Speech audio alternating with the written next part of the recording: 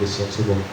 Pero salamat sa bugay sa Ginoo for this opportunity that we have again makatelipon iluway sa katalagman kag opportunity to nourish our souls, our spiritual being siningagan through His Word.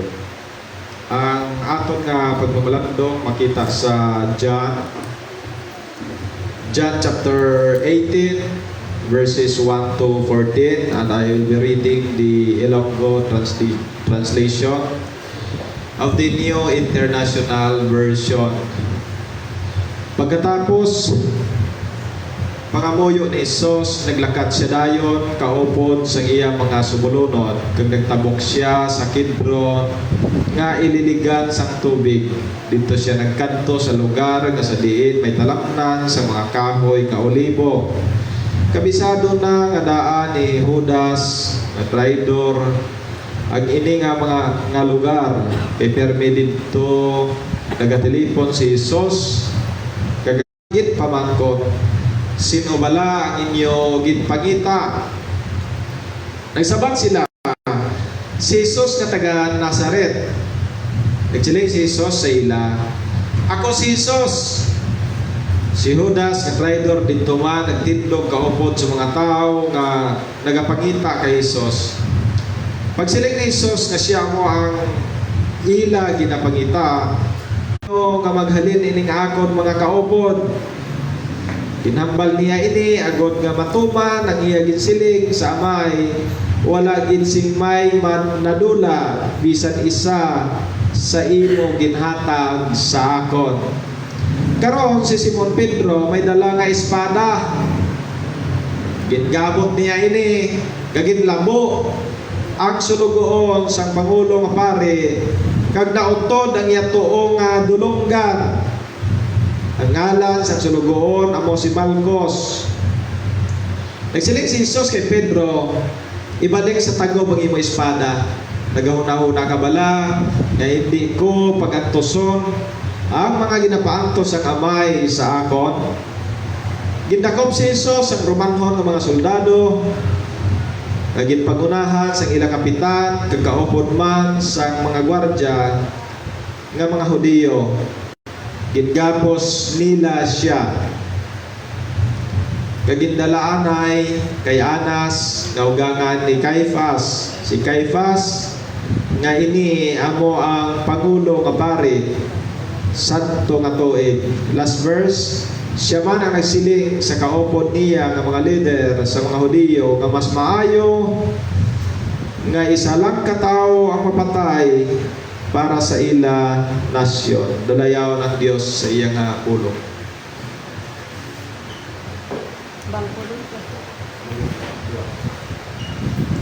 Gamanan nga Diyos sa may namon nga langit nun sa sinigid nga aga, dalayaw ikaw sa imong pulong, nga imo gusto ipalabot sa amon. Amon ginapangayo ang imo pagtipig sa amon tanan, spiritually, physically. Ikaw maghatag sa heavenly wisdom sa kada isa sa amon, agod nga kami makaintindi sa imong pulong. Ginakilala namon ang amon kakabos, at the same time ginakilala namon ang gahom nga imo ginghatag sa amon paagi sa imo balang nga espiritu. Niya nagapaubos kami sa amon kaugalingon, ginapangayo na namon sa pagtuo nga hindi mo gid kami pagpaslawan.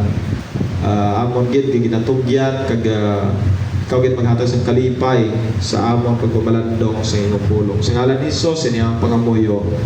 Amen. Nagapadulong na subong ang ginatawag nila Semana Santa. Nagapadulong ako subong na. Was subong na.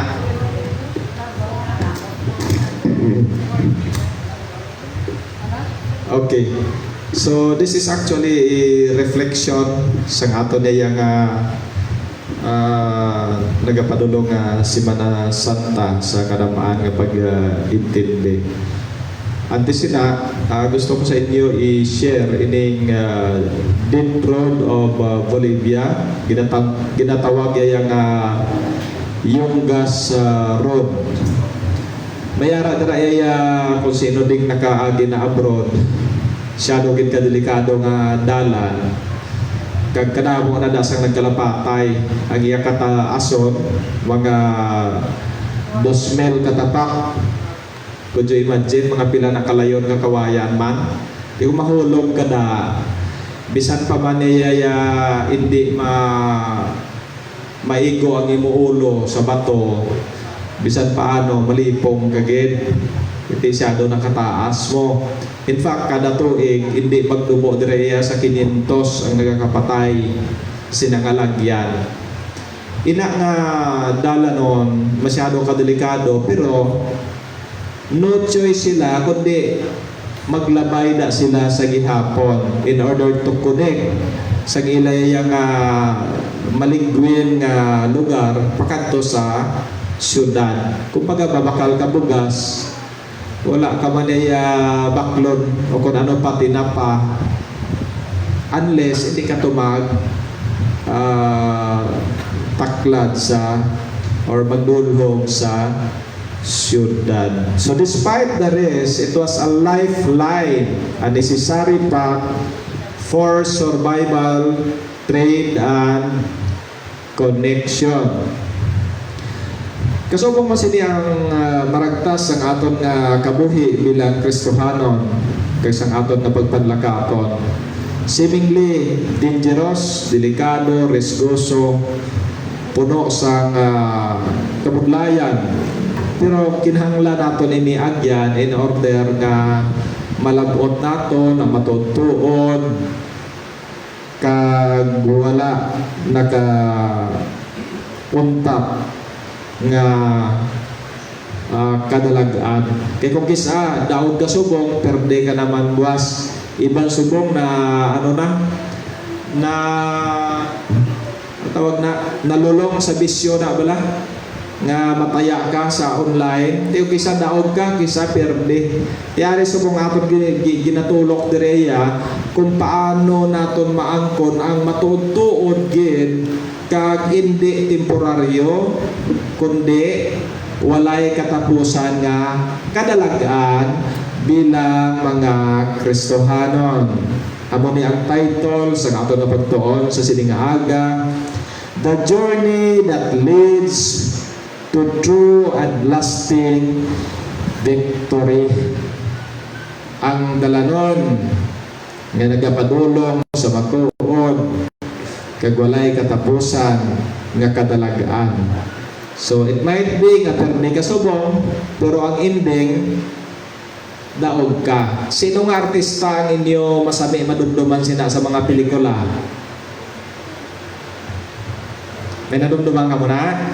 Sikat siyang artista, pero una-una ginanay, ginabugbog siya. Pero ang ending daog siya. Okay? Si Fernando po. Amo na yung style sa iyay-away yan. Bugbog sirado, pero sa uli ubos ang kontraya. Siling ni Jesus, put your sword away. Shall I not drink the cup the Father has given me? So, diri pahayag ni Jesus nga hindi kinahanglan nga likawan ining kabudlayan nga iya pag-aagyan.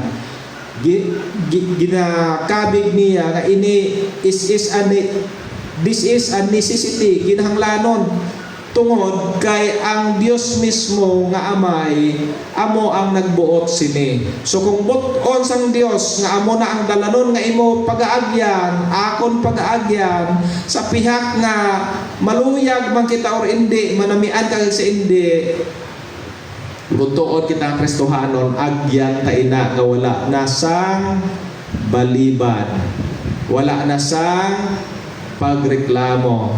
Trust and obey, for there is no there is no other way. Dila salig tuman kay wala na sing iban. Ang background sa aton pagtuon ang pag-aresto mismo sa kay Jesus prior sa iya nga crucifixion.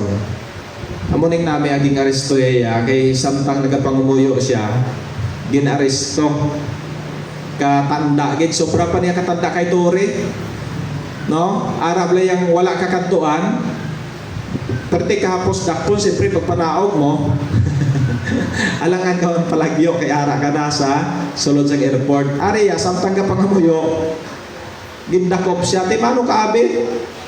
No? Teng iya kung tani mga gintutunan, nag-attempt na i-proteksyonan si Jesus Christ. Nalipat sila, si Jesus Christ gali, ang iya tinatuyo, amo ang magproteksyon sa aton. O labay lang ni anay ha, sa mga maghuanon pa, sa Kristohanon, o kung base, bisita ka mo. Kung kisa, may ginakilala kita nga Diyos, pero ina nga Diyos, imbes amo ang magprotekta sa aton, ginaprotektahan kita pa ang nagaproteksyon sa iya. Nya, trapuhan tani, paliguan tani, bayo-bayoan tani, halungan ta hindi matumba basig mabuka. Kanunuoy ang Diyos nga amo sina. Ang Diyos sa Biblia nga ginatudlo, amo ang nagahalong sa aton. Regardless pa man sang ato niya katuntuhan, sang ato niya kabuangan, no, tanan ato niya nga mga kapalpakan, siya ang nagaproteksyon sa aton, rather nga kita ang nagaproteksyon sa iya. He never needs, he does not need our protection. Savior, hindi nato siya kinanglan luwason. Siya ang aton nga manluluwas. Ti amo na ang iya nga pagpati anay sa mga gintutunan sadto, no? Sang ging attempt na siya nga dakpon, samtang nagapangamuyo siya, kompleto sila. Ara si Judas, ara man ang mga soldado, may mga opisyalis, so kompleto.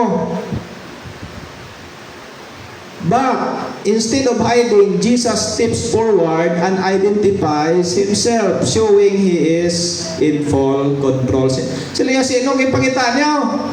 Niya si Jesus nga taga Nazaret. Niya ako ni. Tapos anong natabo? When he says, I am he, the arresting party falls back. Nag-atras sila kag siling sangaton nga ginagimbasan, naggalatumba. Tinag siling liwat si Jesus na sino lang pangita niyo?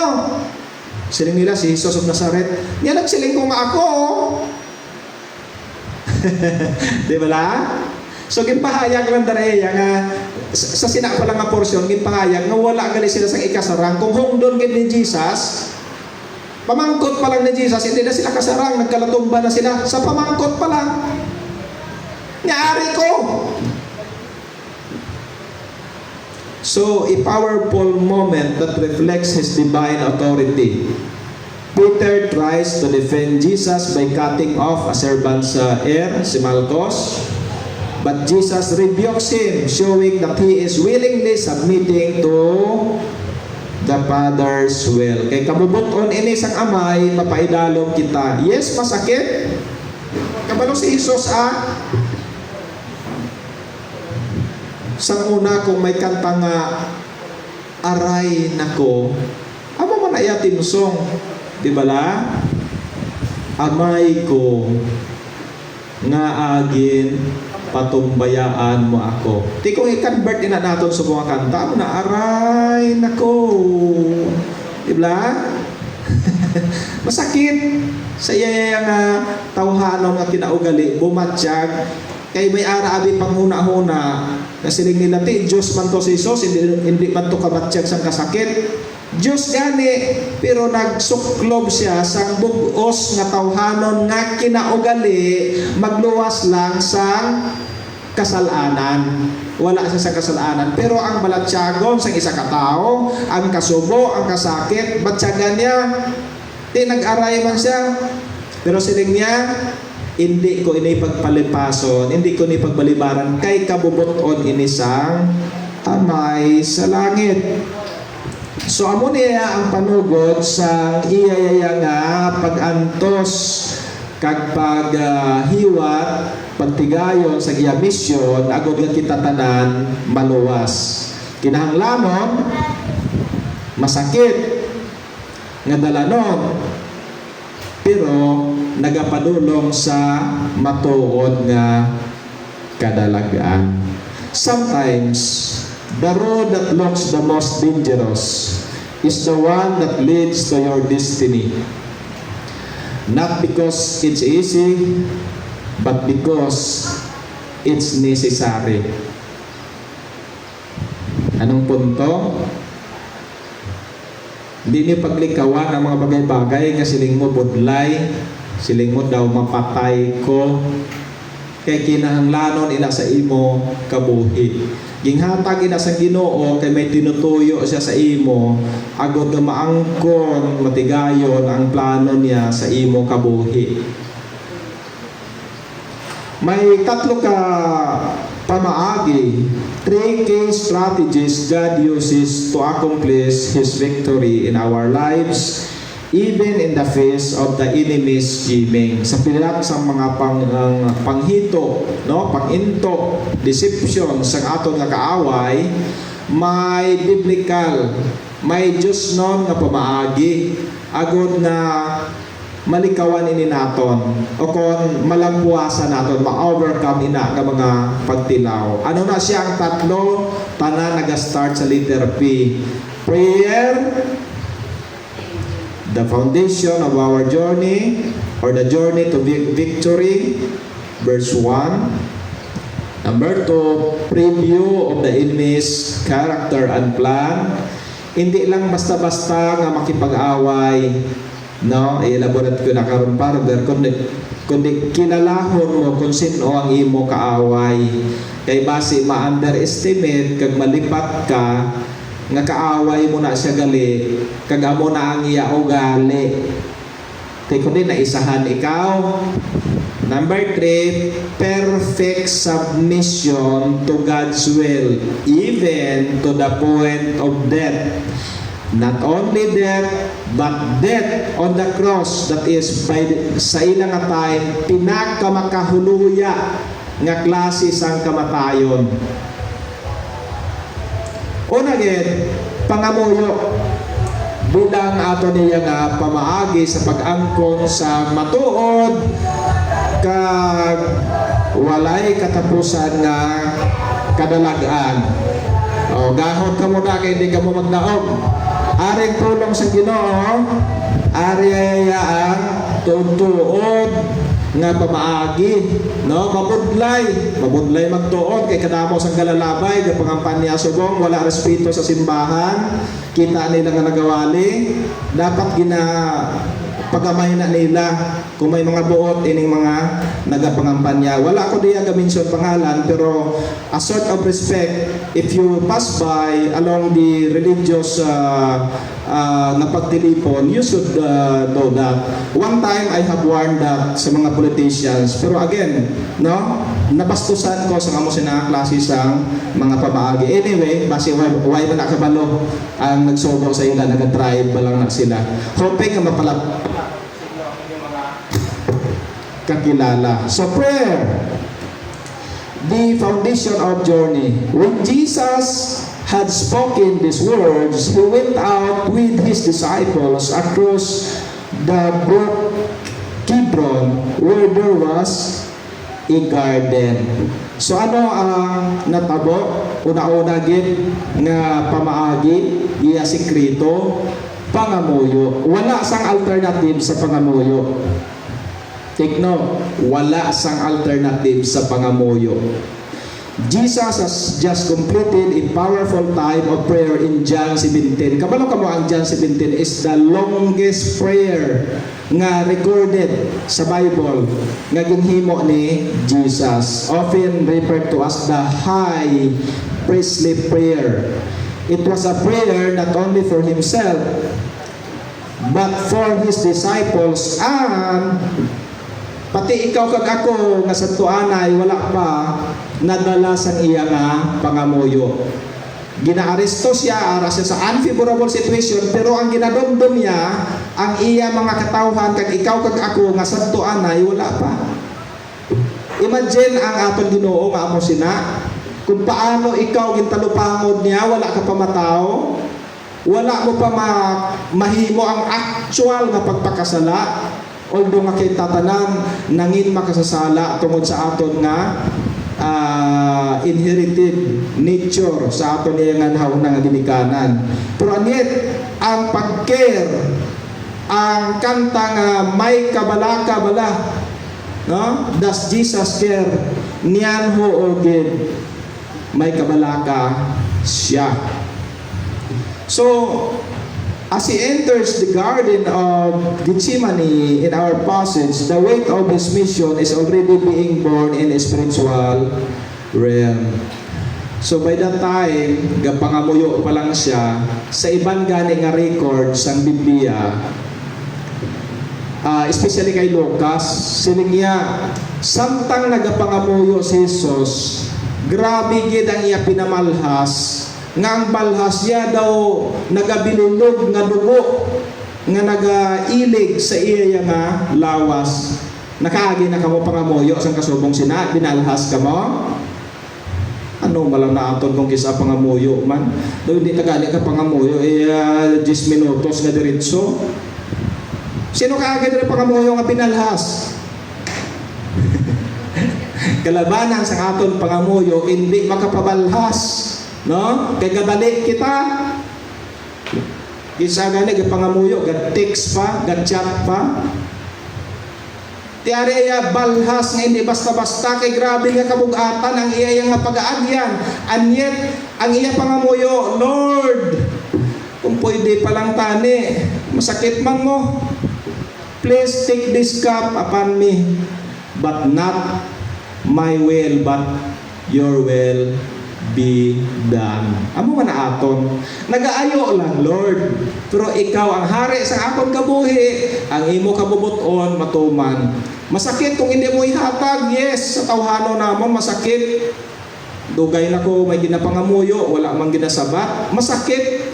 Pero ang kalipay naton hindi iya sa answer mismo sa pangamuyo. Kung hindi sa intensyon sang Dios. Kung nga aman, amo na ang sabat ya sa aton pangamuyo. Mas nakahibalo siya sang mas makaayo sa aton. Jesus' commitment to prayer demonstrate that everybody no journey toward victory is ever without preparation. Gusto mo mag-top notcher, mag-top 1, mag-honor. Ano ang pinakataas gani subong? With honor, with high honor. Tapos hindi ka man mga moyo. Mayo pa si Mita, ginapamangkot mo permi, si AI, si Google. Ginoo, ay gid. Tapos gusto mo karon mag high honor. Pare, remind kita, no journey toward victory is ever without preparation. And wala na if ever a grand man ang desire ninyo with high honor, nga wala man mag-agi sa pangamuyo, temporaryo lang ina. Ako personally gindayaan sa amon niyang klase. Grade 4 ko, straight ako. Kung ano man ang honor. Pagka grade 5, may isa kami yung classmate nga never nangin honor. Pag grade 5, first honor siya. Huwag naging ko kabawi. Siya na lang permi. Pag abot sa high school, timan, ato man siya sa last section gali. Mga example, although hindi man lasting, kay subong ano man siya mo, mas professional kaysa akon. Ako yayang in English lang, ang yaya English gid. Okay? Kinang natis.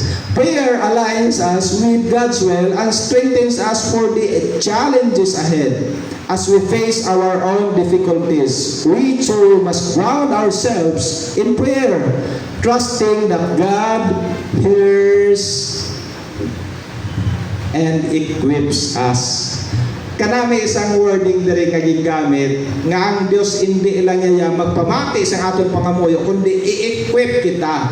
In this context, anong i-equip?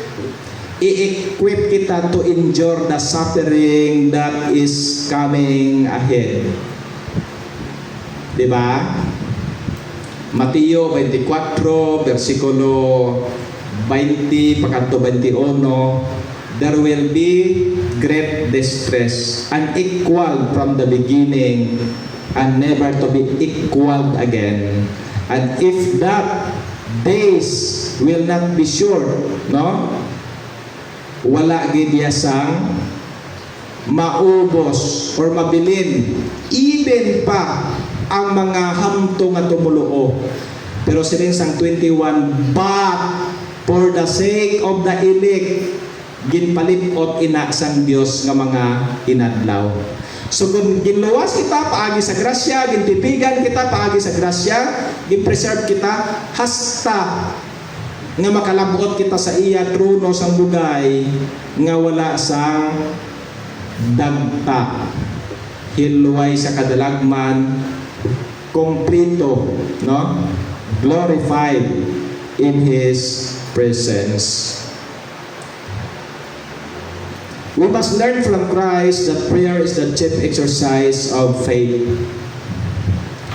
Sa aton Heidelberg Catechism, Brother JB na kalabot na kamuda, siling niya nga ay importante ang pangamuyo, ang sabat, because prayer is the chief expression of our thankfulness to God. Siling niya, chief exercise of faith, no? And that no one can be a soldier of Christ unless he has practiced himself in prayer. Tama ba? May soldado ba? Bala mo sa ari si Mananglo, balaan niya ang mga kategorya sa mga soldado. May ginatawag raya nga elite force. Ang elite force niya, they can by themselves up at sa any positions nga ma-encounter nila. Elite force na sila yan. Kami sa una sa ginatawag nga sales, nagiging sales representative man ako. Pag elite force ka, ikaw na karon ang nag-promote sa product, nag-soldado nga hindi magkonsulta sang iya nga chip. Correct? Mamatomato siya? Hindi pwede. Kaya nga may mataas sa iya. Ti si Jesus lang iya ang may amo sina iya nga capacity, and yet sa iya nga tawhanan nga kinaugali nagkonsulta gani sa iya sa amay. Ikaw pa, ano ginangi mo nga ikasarang kagahom kag otoridad nga hindi kaya magkinahanglan sa pangamuyo? Kung kisa sa prayer meeting, joke ko malang na, pero may kamatuuran. Kung kudawa isang kapalapit, di ay goro sang kakinahanglan sang Dios. Hindi pwede. No one can be a soldier of Christ unless he has practiced himself in prayer. Of course, hindi ba lang simbahan ang binyo sa pangamoyo. With due exception and respect sa mga nagkalain-lain ninyo nga profesyon kag mga trabaho or diin man kamo. Pero dapat ang pangamuyo, basta Kristohanon ka, soldado ikaw may kalaban ka, di pangamuyo, perme, lantawag na subong eleksyon. Sino balayaya ang kapatagan di ngaway ka pangampana? Kaya may kontra kita. Kali subong way na gina magsulod sa ulo ko. Kadua nga po to, preview of the enemy's character and plan. Gusto mo perdihon imo kontra, lantawon mo, istudyohan mo ang iya mga estilo, ang iya karakter, diin iya strength, diin iya kahinaan. Amo man sa boxing, wanes gali siya, delikado tada. Ati, sa tuo ba si Agyon din iya weakness, sulok-sulok, ang pangaya do, bulldozer, sulok-sulok yang gali daw balon man lang. Ganito si Agyo sa balon. Amo na yan para dasik kiti mag-English tadi karon iya mabudlay maintindihan, no? Istudyohan nato kung sinong kaaway. Ti karon kung kisa ang panulay gina underestimate lang naton nga panulay ka lang. May in Jesus name ako. Ay utod ang in Jesus name wala na magical power. Pati ang panguros wala na magical power. Maghikap ka sa rosarito wala na magical power.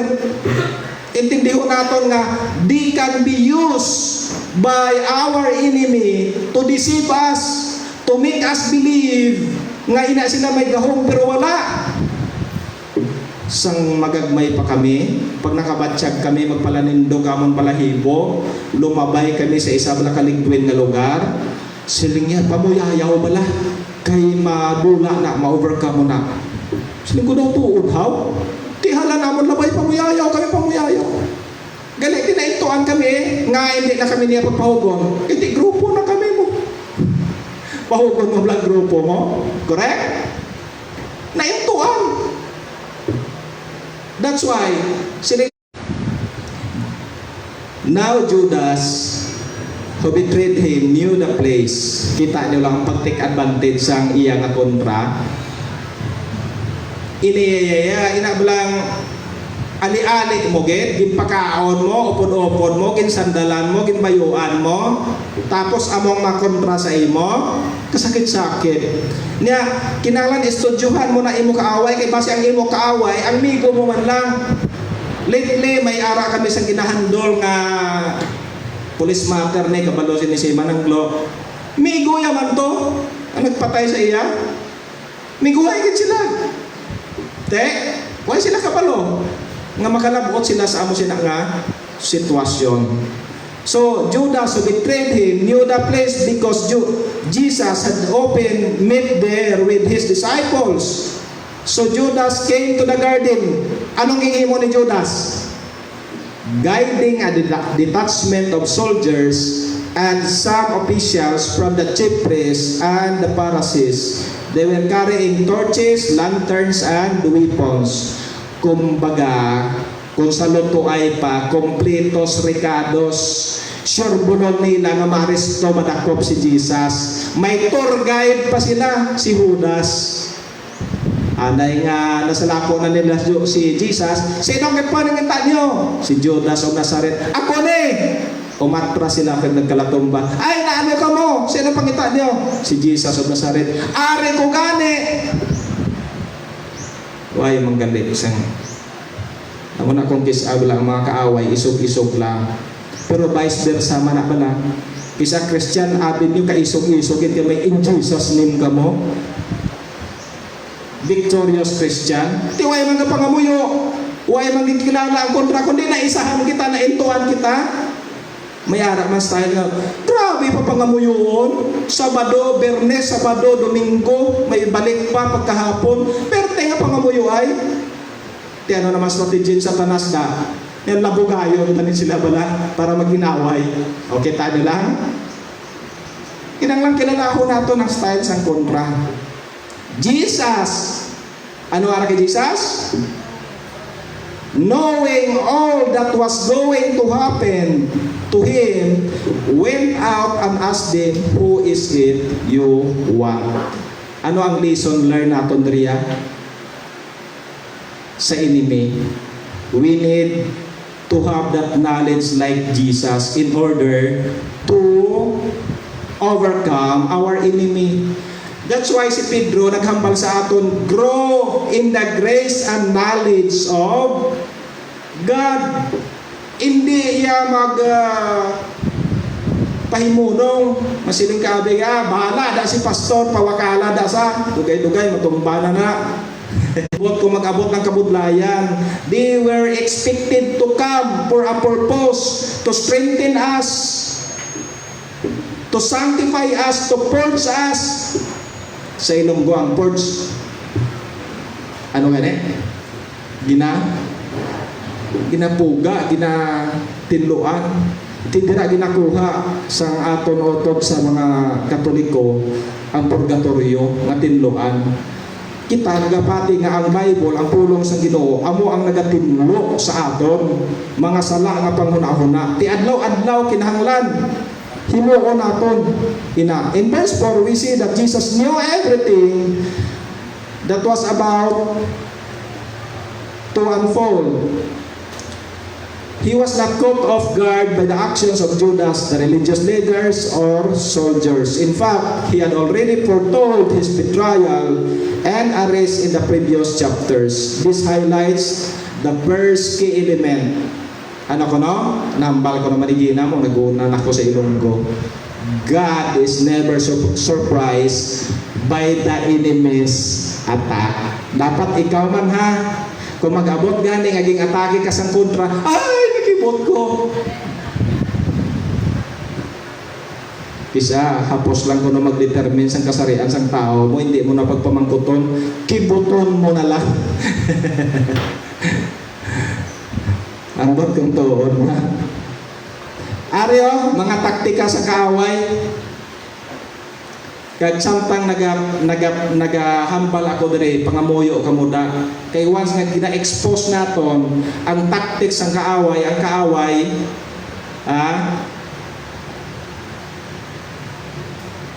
nagahimo man pamaagi agod nga hindi makalabot sa ato ng message. So pangamuyo kamuda kay i-reveal ko subong ang mga taktika sa kaaway.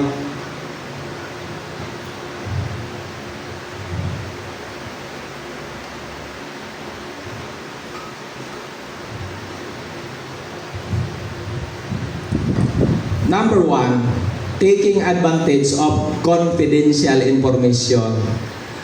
Sino man ang kalabanan may ara sa confidential information. Ang tao malang na nga mas close sa imo, ti halong-halong ka ha. Kaya kung ma-disappoint ka lang, hala ka na iya ka marites, hala ka na iya ka close sa iya, siya malang maunay sa uli sa imo. Verse 2 mo lang imo ni Judas, ginatawagan ng Judas. There are Judas spreading all over, everywhere, surrounding us. Okay?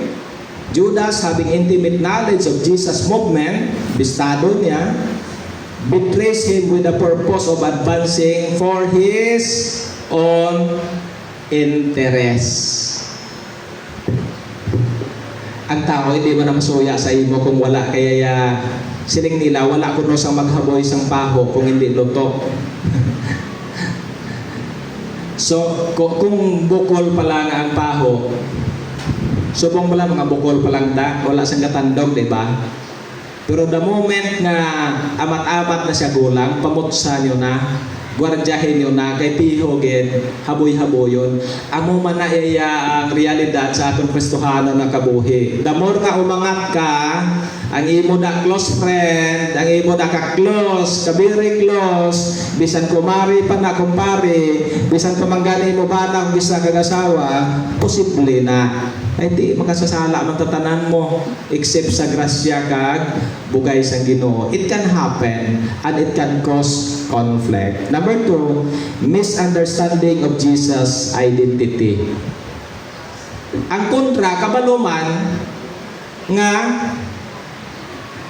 may Diyos. Gapati siya nga may Diyos. In fact, balaan niya gani nga si Jesus, Diyos. Pero ano, ang gihimo iya, ginghungod iya, nga kilalahon si Jesus hindi bilang Diyos, kundi Jesus of Nazareth. Meaning to say, Arab lang propita daw, nagsigiwakal-wakal na panday, taga Nazareth, panday siya mo. Magsiling kaya nga taga Nazareth niya, pigado. Ang pigado, wala naman nagwalid, ito, kinakpo namon. Amo na yung pagkilala, ging underestimate karon sa kontra. Okay? So the enemy saw Jesus merely as a Nazarene, but failed to understand he was a Savior of the world. Number 3, maximizing weapons for conviction. The enemy arrives armed with torches, lanterns, and weapons, seeking to overpower Jesus. Pero anong tabo? Anong tabo? Their physical weapons were insufficient against the power of God. Ang tanan nga puwersa ginhimo na nila, pero wala maka salir sa gahom sang Dios. And number 4, the enemy's limited power. Despite their aggression, when Jesus declares, I am He, the soldiers fall backward in defeat. Nagkalatumba sila tanan. So just like Jesus, kinahanglan i-recognize nato ang mga taktika sa kaaway.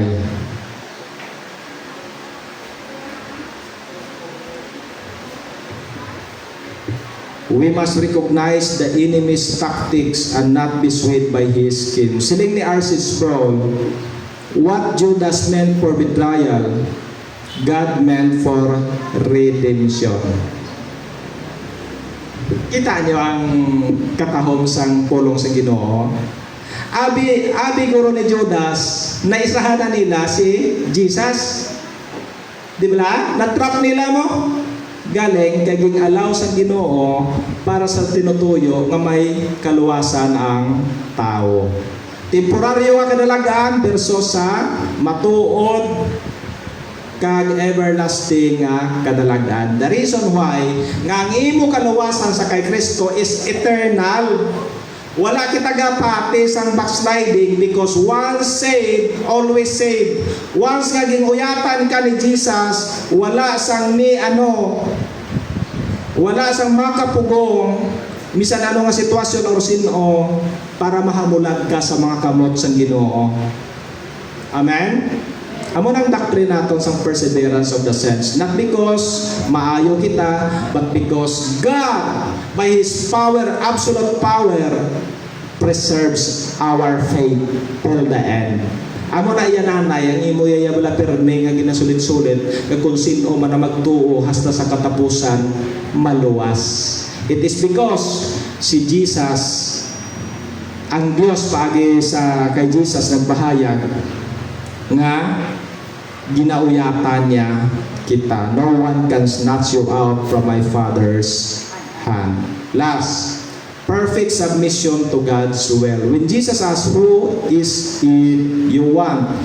Jesus confidently responds, I am He. He doesn't resist or flee from the arrest. Instead, He submits to God's will, fully aware of what lies ahead.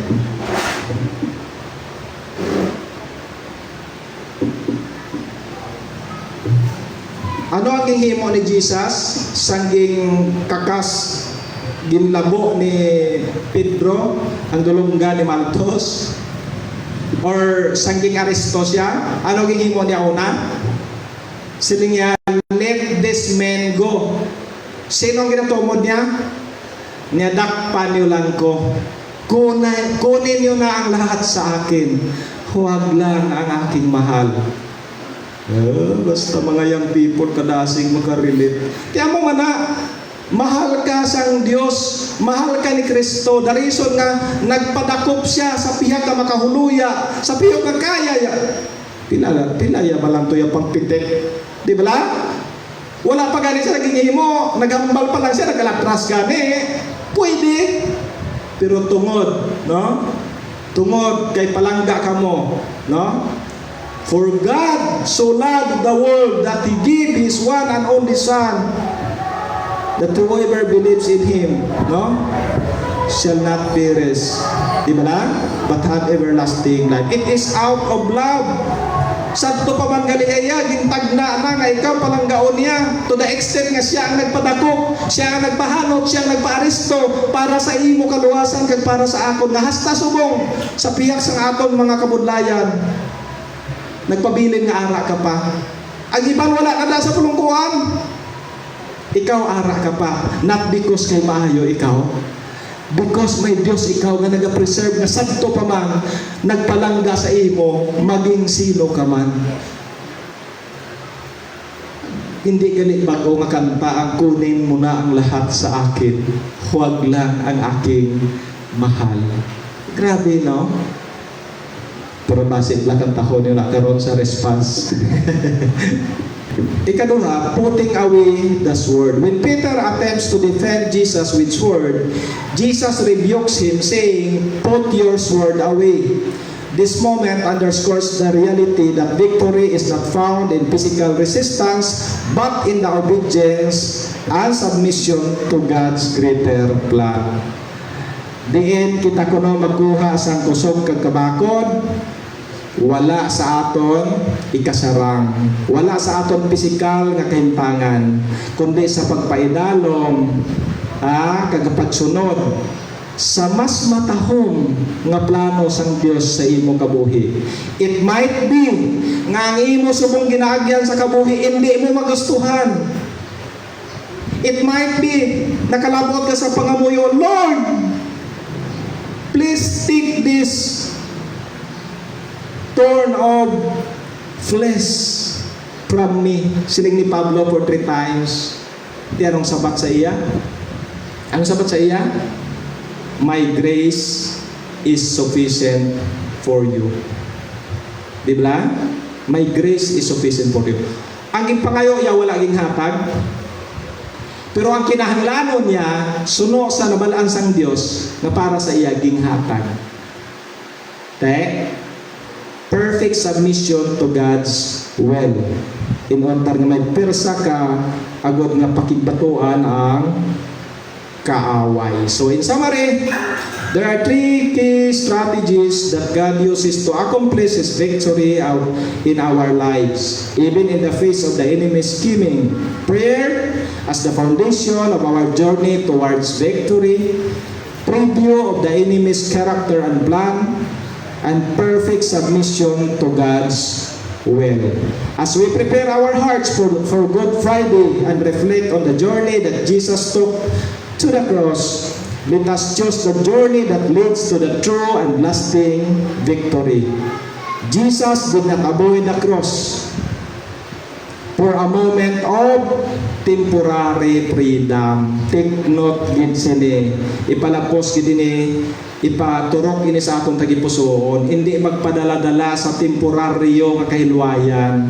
Dapat overstocks from the enemy. But like Jesus, we can face these challenges with confidence, knowing that our victory is not based on avoiding difficulty, but in submitting God's will. So ano himuon ta? Watch and pray before every trial. Pangamuyo, wala na sang iban, wala sa substitute sa pangamuyo. Maghalong, magaligmak, magpangamuyo. Kadua, acknowledge the enemy's schemes, but trust God's sovereignty. Tanda man ang kaaway, may mga style sila, pero mas gamhanan ang Diyos. Mas kontrolado sang Diyos ang mga ginahimo sang kaaway. So, salig tuman, kay wala na sing iba. Let go of your own will and submit to the Father's. Thy will be done. Amo na iyang gitudloan kita sa pangamuyo nga amay namon. Matuman ang imo pagbuot diri sa duta, kasubong gid sa langit. And last, keep moving forward in obedience even when it's hard. Hindi mag-surrender kung mabudlay. I all have the reason to stop. I all have the reason to retire as early as now. But it is only by the grace and submission to God's will nga aari pa ako subong diri nagaatubang sa inyo with all sa mga nakita nyo. When you walk the road Jesus walked, of course it's not easy, but it's worth. Remember, on the other side of the cup of suffering, there's resurrection. It may be ang imo pag-antos, ang akong pag-antos magalabot sa literal na kamatayon like Jesus, but on the other side of the cross, there is crown. Amen? Dalayaw ng Diyos sa iyang pulong.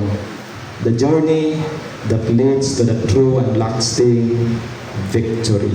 Gamanan nga Diyos sa may namon nga langit nun, dalayawan ikaw sa imong pulong sa amon sa siningaaga. Kag salamat gid sa imo bugay nga naga-preserve sa amon pagtuo kag relasyon sa imo. Help us to remember everything nga amon nato nang subong, kag kung may pagkulang man kami patawara gid kami. I-develop pa gid ang amon nga comprehension ability, ang kalipay sa pagpaydalom sa pulong nimo kag ang pag-share sini sa mga wala kabati subong. Enable us nga everyday madumduman namon ang amon responsibility to grow in the grace and knowledge sa imo in order nga mag-abot man ang mga kabudlayan kag mga pahitos ang kaaway, ready kami kag padayon kami nga mangin mabinungahon sa pihak sa mga kabudlayan. This is our prayer in the most precious name of Jesus. Amen.